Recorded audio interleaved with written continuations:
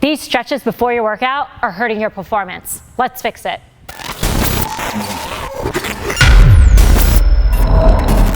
Hey, Coach Ashley here at the Critical Bench Compound, and guess what? If you are static stretching before your workout, you're probably hindering your performance. So I'm sure you remember back in PE days, you went into PE and your coach, your teacher had you hold a stretch for about 15, 30 seconds, and then you'd move on to the next stretch.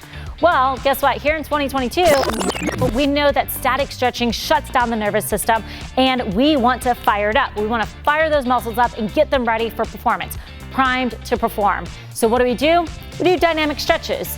All right, dynamic stretching, it's a quicker form of a stretch. It's gonna be focusing on mobility, and we're gonna fire the neurons into the muscle to prepare them for performance. With that said, I have two of my favorite dynamic stretches I'm gonna show you guys real quick.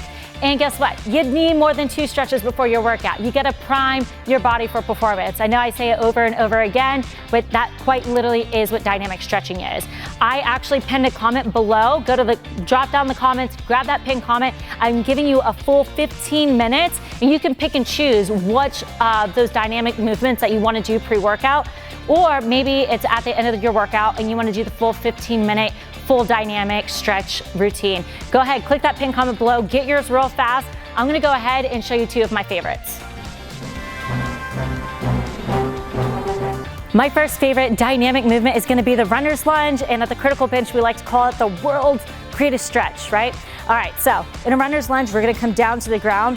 We're gonna bring this foot up, what's directly underneath the knee. We're gonna untuck the toe, knee is on the ground, place the hand on the ground. We're gonna drive the hip forward, squeezing the glute of the knee that's on the ground. And again, we're gonna come back, and we're gonna go right back into it. As soon as you feel like that hip flexor right here in the front is nice and warmed up, I'm gonna encourage you, do this maybe about 5 times. Don't hold it any longer than 10 seconds. We're gonna tuck the toe, raise the knee. We're gonna take our elbow to the instep of the foot. As we bring in the instep of the foot, guess what? This knee goes wide. Again, opening up those hips, and we're gonna stack the shoulders, getting that full rotation, right back, elbow inside of the foot, and stack. Remember, when your elbow goes down, maybe it goes this way, the knee still goes out to open up those hips during that movement. That's one of my favorite, absolute favorite. I do it multiple times a week. Actually, I do it even for upper body days, because again, you wanna open up those hips. Your hip flexors are the only muscle that connect the upper part of the body to the lower part of the body. So whether you're doing lower body day or upper body day, you gotta make sure you're doing this dynamic stretch and getting those hips opened up.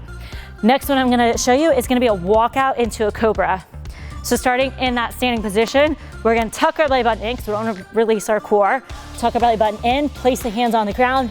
We're walking out into that high plank position, dropping those hips down, and guess what? You're gonna feel that hip flexor stretch again. 1, 2, 3, pushing back up.